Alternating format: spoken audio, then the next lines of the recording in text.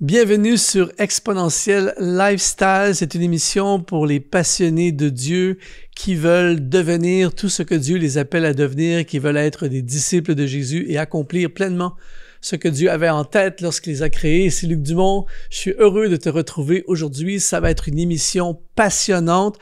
Pourquoi? Parce que je vais te parler de la vie idéale pour toi. Comment vivre la vie idéale pour toi. Bonne nouvelle, c'est possible. C'est possible. D'ailleurs, tu peux tout de suite écrire dans les commentaires « Je veux vivre une vie qui me correspond. Je veux vivre une vie sur mesure pour moi. Je veux devenir exactement ce que Dieu veut pour moi. » Tu peux même écrire la ville d'où tu es, le pays d'où tu es. Je lis tous les commentaires. Je trouve ça toujours génial. On a plein de gens qui écrivent des commentaires. Abidjan, on a des gens de Libreville, des gens de Kinshasa, Montréal, on a des gens des îles Polynésie, tout ça, c'est incroyable. Alors, n'hésite pas à écrire. Aujourd'hui, on va parler de la vie idéale pour toi. Il y a plein de gens qui vivent une vie qui n'a absolument rien à voir avec qui ils sont, avec ce que Dieu a placé en eux. Et c'est pour ça que j'ai créé un programme complet sur la destinée qui s'appelle « Comment entrer dans ta destinée cette année ». J'ai 10 modules où j'explique en détail comment devenir tout ce que Dieu veut qu'on devienne. D'ailleurs, si ça t'intéresse, si jamais tu vas aller plus loin après cette vidéo, c'est le premier lien qui est dans la description de cette vidéo. Ça va te donner tous les détails pour accéder à cette formation. Mais aujourd'hui, j'ai sorti mon stylo, j'ai sorti mes notes. On va regarder ensemble de façon visuelle, de façon pratique à comment vivre une vie idéale pour nous. Elle n'est peut-être pas idéale pour un autre, mais elle est idéale pour toi. Juste avant, j'aimerais lire un passage dans Éphésiens chapitre 2, verset 10. Paul dit « Nous sommes son ouvrage ». En d'autres mots, nous sommes la création de Dieu, ayant été créés en Jésus-Christ, sur le modèle de Jésus-Christ dans le texte original, pour de bonnes œuvres que Dieu a préparées d'avance afin que nous les pratiquions. Dieu t'a créé pour ce que tu dois accomplir. Alors, Dieu prend en considération tout ce que tu es dans son plan pour toi, parce qu'il a créé le plan et il t'a créé pour accomplir son plan. Alors, voici, je vais te montrer dans le tableau qu'on va regarder à l'instant, je vais t'expliquer pourquoi plusieurs personnes ne sont pas bien dans leur vie. C'est tellement simple, mais en même temps, c'est tellement fréquent. Et peut-être que tu fais partie de ces personnes qui sont pas bien. Mais la bonne nouvelle, c'est qu'on va déclarer aujourd'hui, les choses vont changer pour toi. Tu peux l'écrire dans les commentaires. Ça change à partir d'aujourd'hui. Alors, évidemment, mon couloir d'excellence n'est pas le dessin, mais je vais essayer de t'illustrer quand même ma pensée ici. On va dire que ça c'est un carré. On va dire que c'est toi. Quand Dieu a créé toi, il a créé un carré, on va dire. Ça, c'est toi. Ensuite, il y a une vie. Ça, c'est une vie. Il y a une vie triangle. Eh bien, on est d'accord pour dire que si toi qui es un carré, tu as une vie triangle, ça ne veut pas dire que c'est une mauvaise vie, mais tu es incompatible. Parce que toi, tu es un carré. Ensuite, il y a la vie losange. Ça, c'est une autre vie, encore une fois, qui est peut-être une vie incroyable pour certains, mais encore une fois, c'est incompatible avec toi. Ensuite, il peut y avoir une vie rectangulaire. C'est un autre genre de vie. Ici, ça peut être par exemple une vie le triangle, ça peut être une vie entrepreneuriale. Ici, ça peut être une vie de nomade. Ici, ça peut être une vie de fonctionnaire stable, tout ça. Aucune de ces trois vies-là est mauvaise en soi, mais incompatible avec toi. Dans les trois cas, c'est incompatible. Pourquoi? Parce que toi, tu es un carré.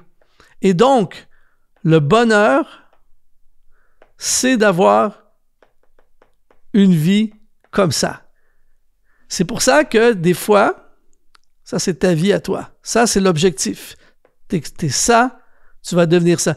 Parfois, nos parents voudraient qu'on soit un rectangle. Parfois, notre pasteur voudrait qu'on soit un losange. Parfois, la société voudrait qu'on soit un triangle. Mais il n'y a rien à faire. Si Dieu a créé un carré, eh bien, tu dois trouver une vie qui correspond à ça. Sinon, ça va être compliqué. Et en fait, ça va nous amener à ce que j'appelle les dangers. L'émission que tu regardes en ce moment est rendue possible grâce à des sponsors qu'on appelle les activateurs de destinée. Si tu veux toi aussi nous aider à continuer à diffuser ces émissions pour rejoindre le plus grand nombre, eh bien, tu peux aujourd'hui devenir un activateur de destinée. Tout ce que tu as à faire, c'est d'aller dans le lien qui apparaît dans la description de cette vidéo. De retour à ton émission. Les dangers d'une vie incompatible. Et crois-moi, il y en a plein. J'oserais même dire qu'il y a une grande majorité de gens qui ont, en tout cas, il y a plusieurs personnes autour de nous qui ont une vie incompatible avec qui ils sont.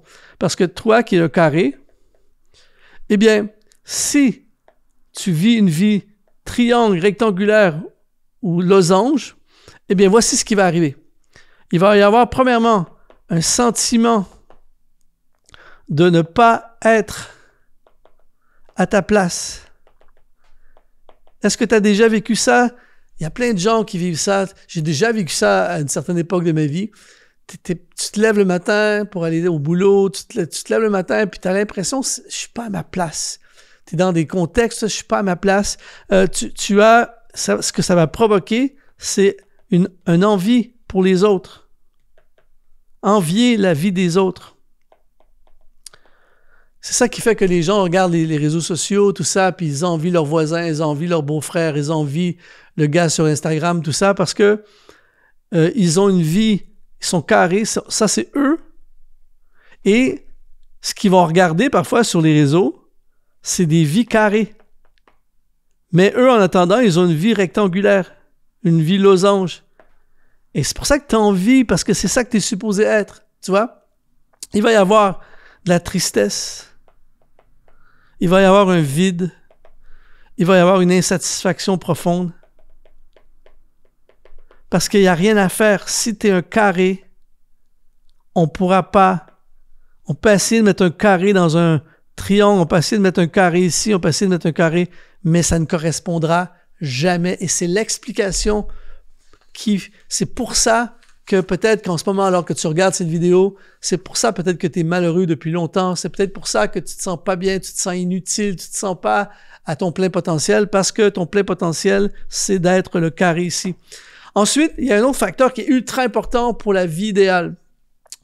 C'est ce que j'appelle l'environnement. C'est un principe que j'enseigne dans ma formation sur comment entrer dans ta destinée cette année. Je parle énormément dans plusieurs autres de mes formations aussi. Je parle de la puissance de l'environnement. C'est une clé fondamentale. C'est hallucinant de voir le nombre de personnes qui sont juste dans le mauvais environnement. T'es pas une mauvaise personne. T'as pas gâché ta vie. T'es pas un pas bon.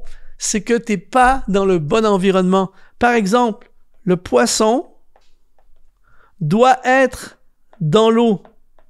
On s'attend à rien d'autre, un poisson que d'être dans l'eau. Et je vais aller plus loin. Certains poissons doivent être dans l'eau salée et d'autres doivent être dans l'eau douce. Le poisson d'eau douce, si tu le mets dans l'eau salée, il meurt. Donc, le poisson, si tu le mets en dehors de l'eau, il meurt. Ils ont besoin de cet environnement. Même chose avec un oiseau. Un oiseau a besoin d'aller dans le ciel, a besoin de voler dans le ciel. Donc, lui, son environnement, c'est l'altitude, c'est la liberté, il peut s'envoler, il peut aller partout où il veut. C'est ça son environnement. Ensuite, il y a quelques années, je suis allé en Himalaya et il y a des bœufs, un genre de bœuf là-bas qu'on appelle ça des yaks. Et c'est incroyable. Eux, pour survivre, ces bœufs qui transportent des marchandises pour les Sherpas, tout ça dans les hautes montagnes, ils doivent vivre entre 2500 et 5000 mètres. C'est ça leur environnement. Alors que toi et moi, je t'assure qu'à partir de 2000, 3000 mètres, on commence à sentir les effets de l'altitude et à 5000 mètres, je t'assure qu'on n'est pas bien. On n'est pas bien. Mais eux, ils doivent être dans cet environnement-là pour s'épanouir. Ils s'épanouissent en altitude. Le poisson s'épanouit dans l'eau. Moi, dans l'eau, je t'assure que j'aime me baigner, mais après 15 minutes, 10 minutes, je sors de l'eau, je ne suis pas fait pour être dans l'eau. Ensuite, un palmier, un arbre formidable. Un palmier doit être sous la chaleur, il doit être au soleil, il doit être dans les tropiques. C'est là l'environnement. Tu prends le palmier et tu l'amènes au Canada, il meurt quand l'hiver va arriver, il meurt. Alors que le sapin ou l'érable, lui, le nord, le froid, aucun problème. C'est un environnement qui lui correspond parfaitement. C'est la même chose pour toi. Il y a des environnements qui te correspondent et des environnements qui ne te correspondent pas. On continue. Par exemple, toi, on revient au carré toi. Est-ce que tu es un urbain ou un rural? Par exemple, j'ai des amis pasteurs qui sont urbains. Ils l'ont pas nécessairement réalisé, mais eux, tu les mets dans le béton, tu les mets dans la ville multiculturelle, des bouchons, de la population, tout ça. Ils s'épanouissent. Et j'ai vu des pasteurs urbains être mutés dans des endroits, dans un endroit rural. Et là, tout à coup, il est profondément malheureux. Il comprend pas ce qui se passe. Qu'est-ce qui se passe avec mon appel, mon ministère? Qu'est-ce qui arrive avec moi? C'est pas ça le problème. C'est pas le diable, ton problème. Le problème, c'est que tu es un urbain et en ce moment, tu es dans l'eau douce.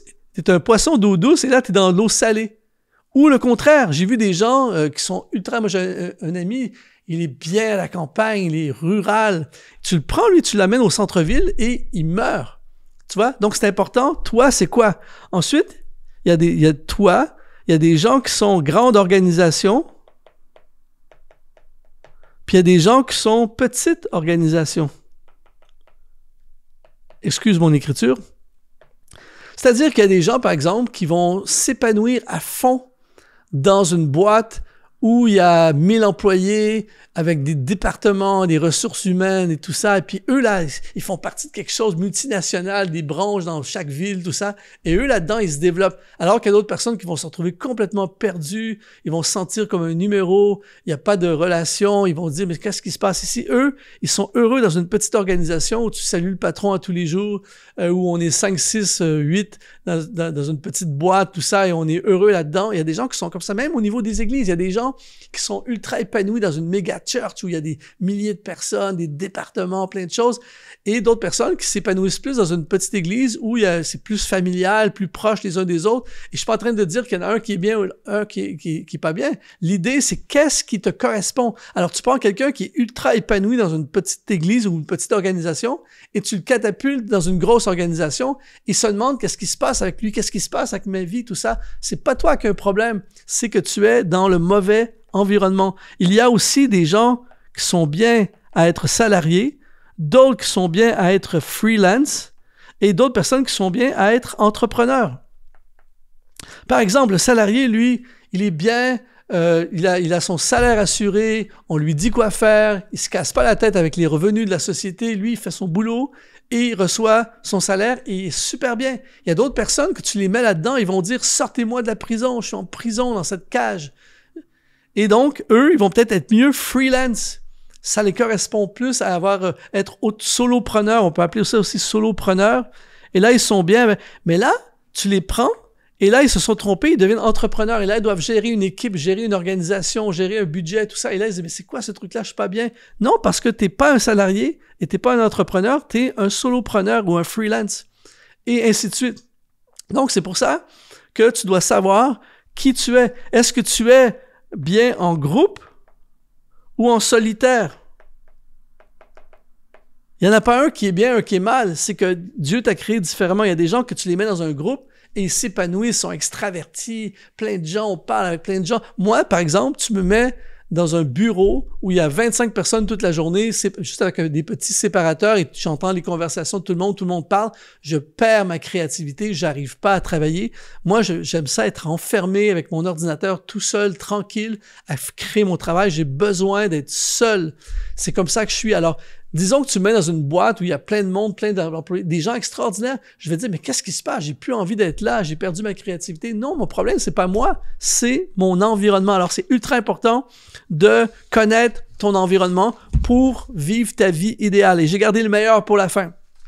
Ça, le jour où j'ai compris ça, ça a tout changé. Dans Matthieu chapitre 25, au verset 14, il est écrit, « Il en sera comme d'un homme qui, partant pour un voyage, appela ses serviteurs et leur remit ses biens.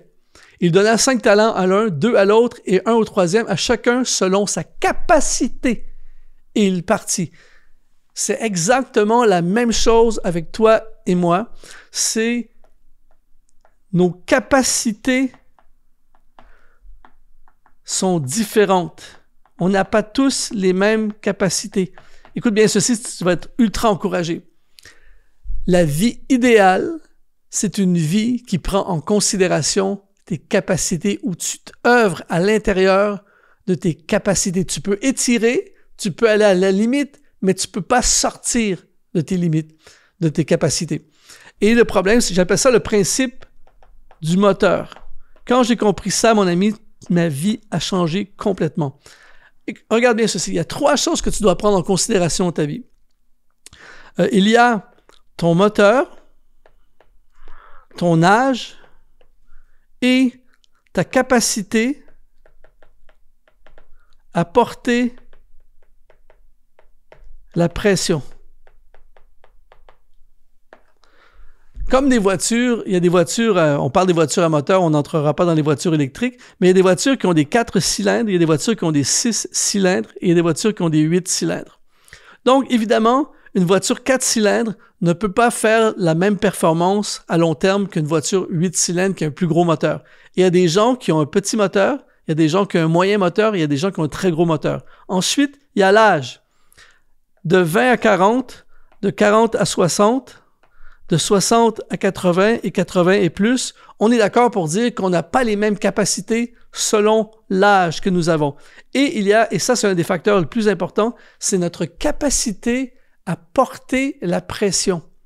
Ça, c'est quelque chose qui est ignoré par plein de gens, et alors que c'est une clé fondamentale pour la vie idéale. Beaucoup de gens font des burn-out, beaucoup de gens sont malheureux, font des dépressions parce qu'ils portent des pressions pour lesquelles ils n'ont pas été équipés. Donc, il y a des gens qui ont une petite capacité à porter la pression, il y a des gens qui ont une moyenne capacité, et il y a des gens qui ont une grande capacité à porter la pression. Et ça change tout. Laisse-moi t'expliquer. Tu vas voir, c'est incroyable. D'ailleurs, n'hésite pas à écrire dans les commentaires, ça me parle en ce moment, écris une vie idéale, n'hésite pas à écrire. Regarde bien ceci. Premièrement, on prend l'exemple de quelqu'un qui a un petit moteur, quelqu'un qui a 25 ans, jeune personne, petit moteur et petite capacité à porter la pression. On va dire que c'est le mot pression ici. Donc ça, c'est une personne, c'est un profil. Eh bien, cette personne-là ne peut pas porter une grande charge, même si elle est jeune. À côté, tu as quelqu'un qui a un gros moteur, qui a 50 ans, qui a le double de l'âge de l'autre et qui a une grande capacité à porter la pression. Eh bien, cette personne peut porter une charge énormément plus grande, même si elle a le double de l'âge de cette personne, parce que cette personne a un petit moteur et une petite capacité à porter la pression. Encore plus concrètement, voici ce que ça veut dire. Encore plus concrètement.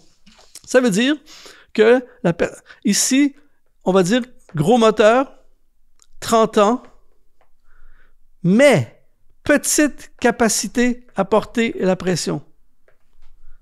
Ça, c'est la charge de cette personne. Ici, à côté, tu as un gros moteur, encore une fois, même chose, 30 ans, exactement la même chose, mais cette personne-là, contrairement à celle-ci, a une grande capacité à porter la pression. Elle peut porter une charge plus grande. Et regarde bien ceci, ça va expliquer plein de choses. Alors, ici, par exemple, 30 ans, mais une petite capacité. Même si elle a un gros moteur, ça veut dire que cette personne peut travailler 12 heures par jour, mais il ne faut pas qu'il y ait de pression. Donc, par exemple, tu prends cette personne, elle travaille 12 heures par jour, mais je prends, c'est un exemple parmi tant d'autres, elle fait le ménage dans les chambres d'hôtel. Ménage à l'hôtel. Donc, elle peut bosser 12 heures par jour, elle nettoie les chambres, une chambre après l'autre, tout ça, ce que les gens qui ont un petit moteur seraient épuisés, mais la personne a un grand moteur, donc elle peut bosser 12 heures par jour, 6 jours par semaine, tout ça. Elle continue à fonctionner parce qu'elle est relativement jeune et elle a un gros moteur, mais il n'y a pas de pression, c'est pas un travail qui a de la pression. À côté, tu as quelqu'un qui fait exactement la même chose 12 heures par jour, mais elle est la manager de l'hôtel. Donc, elle s'occupe des employés, des clients insatisfaits, de la gestion, les finances, l'organisation, le planning de tout truc. Donc, il y a énormément plus de pression. Alors, si tu prends cette personne ici, qui a un gros moteur, qui a 30 ans, mais qui a une petite capacité à porter de la pression, et tu la mets manager de l'hôtel, elle va s'effondrer.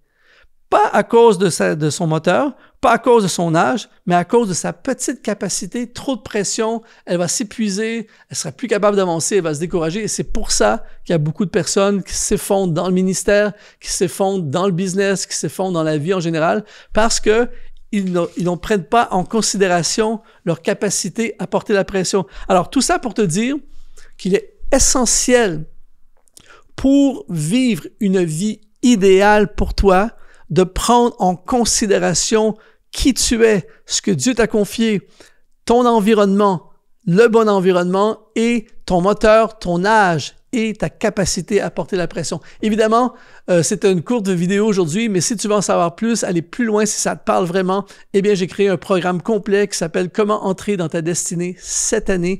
10 modules pour t'aider à découvrir ce que Dieu a prévu pour toi, ce que Dieu a mis en toi et comment l'activer dans ton quotidien pour entrer dans ta destinée. Si vraiment ça t'intéresse, c'est le premier lien qui apparaît dans la description de cette vidéo. J'espère que ça t'a parlé. N'hésite pas à partager cette vidéo pour aider le plus de monde possible. Mets un like.